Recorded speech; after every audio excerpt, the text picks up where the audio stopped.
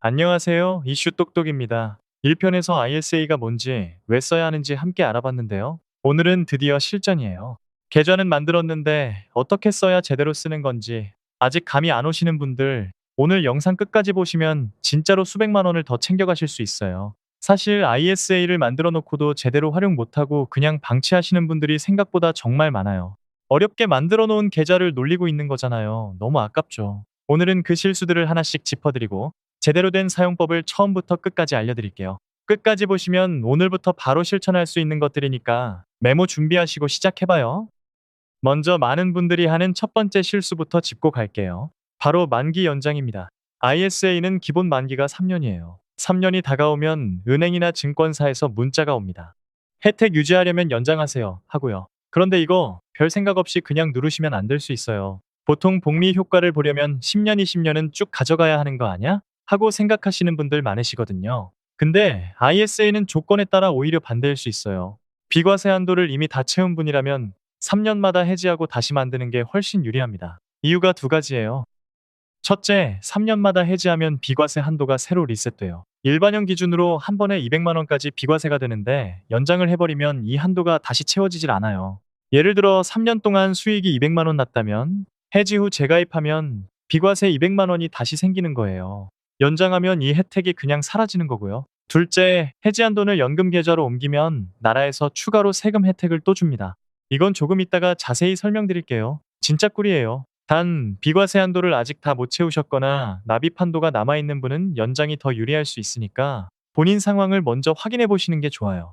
연장 문자가 왔을 때 무조건 누르는 게 아니라 내 비과세 한도가 얼마나 남았는지를 먼저 체크하는 습관을 가지세요. 두 번째 실수는요, 은근히 정말 많은 분들이 하시는 건데요. ISA 안에 삼성전자를 담는 거예요. 삼성전자가 우리나라 1등 주식인데 왜 넣지 말라는 거야? 하실 수 있잖아요. 맞아요. 좋은 주식이에요. 저도 삼성전자 좋아해요. 근데 ISA 안에 넣는 건 진짜 낭비예요. 이유를 들어보시면 바로 이해가 되실 거예요. 우리나라 주식, 그러니까 삼성전자 같은 국내 주식은요, 원래 일반 계좌에서 팔아도 세금이 없어요. 세금이 원래 없는 곳에 굳이 절세 계좌를 쓰는 건 비가 하나도 안 오는 날에 우산 쓰고 다니는 거랑 같은 거잖아요. 아무 의미가 없는 거죠. ISA의 절세 혜택이 진짜 빛을 발하는 건 따로 있어요. 바로 국내에 상장된 해외 ETF입니다. 나스닥 100이나 S&P 500 같은 미국 지수를 따라가는 ETF가 여기에 해당돼요. 쉽게 말하면 미국 주식시장 전체에 분산 투자하는 상품이라고 생각하시면 돼요. 이걸 일반 계좌에서 사면 수익의 15.4%를 세금으로 무조건 떼어가요. 구체적인 숫자로 보면 더 확 와닿으시죠? 1000만 원을 넣어서 200만 원을 벌었다면 그중 30만 8천 원이 세금으로 그냥 사라지는 거예요. 10년 동안 꾸준히 투자해서 2천만 원을 벌었다면 세금으로만 308만 원이 날아가는 거고요. 근데 같은 걸 ISA 안에서 하면요, 손실이 난 다른 상품이랑 합산해서 계산하고 비과세 한도도 적용받으니까 세금이 확 줄거나 아예 없어질 수도 있어요. 몇백만 원 차이가 날 수 있는 거예요, 이게. 정리하면 딱 이거예요. 삼성전자 같은 국내 주식은 일반 계좌에, 나스닥, S&P 500 같은 해외 ETF는 ISA 안에 담으세요. 이번엔 필살기를 알려드릴게요. 첫 번째 필살기, 현금도 일을 시켜라입니다. 주식을 사고 싶긴 한데 시장이 좀 불안해서 잠깐 지켜보고 싶을 때 있잖아요. 아니면 마땅히 살 게 없어서 현금을 그냥 들고 있을 때도 있고요. 그럴 때 현금을 계좌에 그냥 놔두시는 분들 많으시죠? 근데 IS의 이 안에서 현금을 그냥 두면 이자가 거의 안 붙어요. 시중은행 보통 예금이랑 비슷한 수준인데 100만 원을 한 달 동안 그냥 뒀을 때 이자가 100원도 안 될 수 있어요. 이건 진짜 너무 아깝잖아요. 이럴 때 쓰는 게 바로 머니마켓 ETF예요. 어렵게 들리시죠? 사실 별거 아니에요. 쉽게 말하면 내 돈의 대기실이에요. 주식 사기 전에 돈을 잠깐 맡겨두는 곳인데 거기서도 이자를 받는 거예요. 짧은 기간 동안 안전하게 돈을 맡겨두고 매일 조금씩 이자를 받는 구조인데요. 같은 100만 원을 한 달 동안 머니마켓 ETF에 넣어두면 약 3,500원에서 4,000원 정도의 이자가 붙어요. 이게 별거 아닌 것 같죠? 근데 1,000만 원이면 한 달에 3만에서 4만 원, 1년이면 40만 원 넘게 그냥 들어오는 거예요. 투자 하나도 안 하고 그냥 갖다 놓기만 해도요. 앱에서 머니마켓 또는 금리형으로 검색하면 바로 나와요. 주식 사듯이 사두면 되고 단 하루만 넣어도 이자가 붙어요. 사고 싶은 주식이 생기면 바로 팔고 쓸 수 있어서 불편한 것도 없고요. 현금 절대 그냥 놀리지 마세요. 두 번째 필살기인데요. 이게 오늘 내용 중에서 제일 중요한 실무 꿀팁이에요. 모르면 진짜 낭패 볼 수 있는, 해지할 때 꼭 지켜야 하는 이틀의 법칙입니다. 3년이 돼서 해지하려고 했는데 왜 해지 버튼이 안 눌리지? 하신 분 계시죠?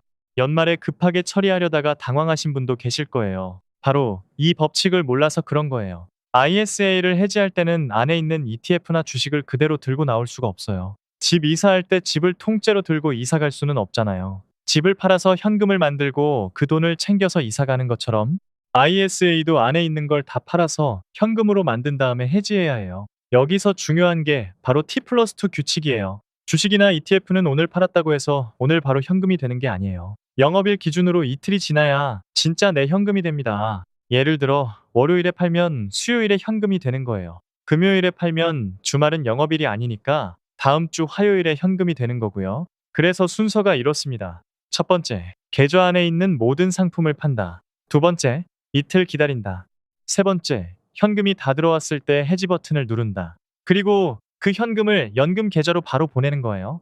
이 순서를 모르면 연말에 세금 혜택 챙기려다 타이밍을 놓치는 경우가 생겨요. 지금 바로 스마트폰 캘린더에 ISA 만기일을 적어두시고 만기 일주일 전에 알람을 하나 더 맞춰두세요. 그래야 여유 있게 처리할 수 있어요. 세 번째 필살기. 이건 진짜 그냥 공짜 보너스예요. 해지하고 나온 돈을 일반 통장에 넣으면 그냥 기회를 날리는 거고요. 이 돈을 반드시 연금저축 계좌로 보내야 합니다. 방법은 정말 간단해요. 해지하고 나온 돈 중에서 3천만 원을 연금저축 계좌로 옮기세요.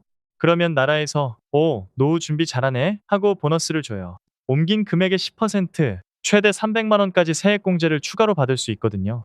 연봉이 5,500만 원 이하이신 분들은 세액공제율이 16.5%라 실제로 돌려받는 돈이 최대 49만 5천 원이고요. 연봉이 그 이상이신 분들도 13.2%가 적용돼서 최대 39만 6천 원을 돌려받을 수 있어요. 어느 쪽이든 그냥 계좌 간에 돈만 옮겼을 뿐인데 수십만 원이 통장에 들어오는 거잖아요. 여기서 꼭 알고 계셔야 할 것들이 있어요. 첫 번째, 해지일로부터 60일 이내에 연금저축 계좌로 이전을 완료해야 혜택을 받을 수 있어요. 이 기간을 넘겨버리면 추가 세액공제 혜택이 사라집니다. 해지하셨으면 바로 움직이세요. 두 번째, 그냥 일반 이체로 돈을 보내시면 절대 안 돼요. 반드시 금융사의 연금전환 서비스를 통해서 신청하셔야 세액공제 혜택이 인정됩니다. 앱이나 창구에서 꼭 ISA 연금전환이라고 말씀하시고 처리하세요. 세 번째, 연금저축 계좌는 만 55세 이전에 해지하면 받았던 세액공제 혜택을 전부 돌려줘야 하고 기타 소득세 16.5%까지 추가로 내야 해요. 쉽게 말해 55세 이전엔 함부로 꺼낼 수 없는 돈이 된다는 거예요. 그래서 이 전략은 노후 자금으로 묶어둘 여유 자금이 있는 분들께 유리한 방법이에요. 당장 쓸 돈이나 비상금까지 여기에 넣으시면 안 된다는 거 꼭 기억해 두세요. 이 세 가지만 잘 지키면 3년마다 한 번씩 반복했을 때 10년 동안 3번만 해도 100만 원 넘게를 그냥 공짜로 받는 거예요. 이거 안 받으면 진짜 손해죠? 이번엔 조심하셔야 할 것도 하나 짚고 갈게요. 요즘 증권사에서 은행보다 이자 높아요 하면서 장외 채권을 추천하는 경우가 있거든요. 연호 퍼센트, 심지어 6%짜리도 있어서 솔깃하실 수 있어요. 근데 여기엔 무서운 함정이 숨어 있어요. 바로 유동성 문제예요. 주식이나 ETF는 급할 때 앱에서 버튼 하나면 바로 팔 수 있잖아요. 그런데 장외 채권은 증권사가 중간에 다시 안 사주는 경우가 많아요. 쉽게 말해 팔고 싶어도 못 파는 상황이 생길 수 있다는 거예요. 그런 상황에서 급전이 필요해서 3년을 못 채우고 해지하게 되면요. 그동안 받았던 비과세 혜택을 전부 다 토해내야 해요. 연호 퍼센트 이자에 혹해서 들어갔다가 정작 절세 혜택을 다 날려버리는 상황이 생기는 거예요. 이자 몇십만 원 더 받으려다 비과세 혜택 수백만 원을 잃을 수 있는 거거든요. 채권에 투자하고 싶은 마음은 충분히 이해해요. 근데 꼭 언제든 팔 수 있는 채권형 ETF를 통해서 하세요. 그리고 마지막으로 걱정하시는 분들 꼭 계시더라고요. ISA에서 돈 많이 벌면 건강보험료 폭탄 맞는 거 아냐? 하고요. 특히 피부양자로 등록된 분들이 많이 물어보시거든요. 결론부터 말씀드릴게요. 걱정 안 하셔도 됩니다. 현행법상 ISA에서 발생한 소득은 분리과세로 처리돼요. 분리과세가 뭐냐면 다른 소득이랑 합산하지 않고 따로따로 세금을 매긴다는 뜻이에요. 그래서 건강보험료 계산 기준에 포함되지 않아요. ISA에서 1,000만 원을 벌어도 건강보험료는 하나도 안 오르고 피부양자 자격도 그대로 유지돼요. 정부가 혜택 줄 때는 당당하게 받으세요. 자, 그럼 오늘 배운 거 딱 4가지로 정리해 드릴게요. 첫째, 해외 ETF는 ISA에, 국내 주식은 일반 계좌에 나눠서 담기. 둘째, 투자할 곳이 없을 땐 현금을 머니마켓 ETF에 주차해두기. 셋째, 해지할 때는 이틀의 법칙 꼭 기억하기. 넷째, 해지 후 3천만 원은 60일 안에 연금 전환 서비스로 보내서 보너스 챙기기. 이것만 실천해도요, 여러분 주변의 평범한 투자자들보다 훨씬 똑똑하게 자산을 굴리실 수 있어요. 대단한 종목 분석이나 복잡한 전략 없이도 구조만 잘 짜놓으면 세금에서만 수백만 원을 아낄 수 있는 거니까요. 투자는 예측이지만 절세는 확정된 수익이에요. 오늘 알려드린 방법들 귀찮다고 내일로 미루시면 매년 수십만 원이 그냥 세금으로 날아가는 거예요. 오늘 딱 캘린더 알람 하나만 설정해 두셔도 몇 년 뒤에 진짜 큰 차이가 느껴지실 거예요. 오늘 영상 도움되셨다면 구독이랑 좋아요 꼭 눌러주세요. 궁금한 점은 댓글로 남겨주시면 제가 직접 답해 드릴게요. 지금까지 여러분의 재테크메이트 이슈 똑똑이었습니다. 감사합니다.